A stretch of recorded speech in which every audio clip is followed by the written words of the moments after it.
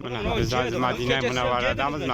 Hurmalarla şunca baylağan buna maşallah. Maşallah. Ular nima oldu? Hurma mı? Xurma. Mana buni xurma ekan. Xurma darag'i bitikana baylag'an. Maşallah hurma darağını koyuyorum. Bunu yiyip baylağan.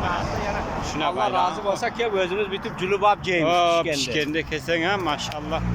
Cep keteverese maşallah doktor. Nima? Münevvere değil. Madine-i Münevvere'dan. Haji buni oding kuyganiga qara. Buni nima?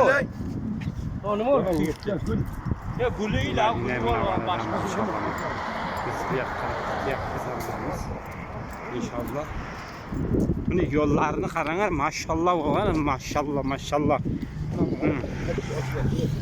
İyi.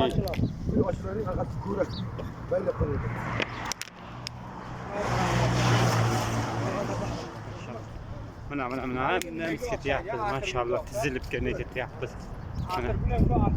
Buna hurmalar şunda yeni baylağın kur maşallah baylağın. Karakan'da kiraylı avtobusları, yolları, ber güzel yerleri hem cüde hem köpcüde hem maşallah maşallah maşallah. Bu hemen ber çok güzel. Maşallah maşallah maşallah maşallah. Buna biz Madine'de biz Madine'nin şehirde yani Madine'ni görmeyenler olsa inşallah görüp koysun. Madine'nin yolları, merdivenleri, darakları ber maşallah.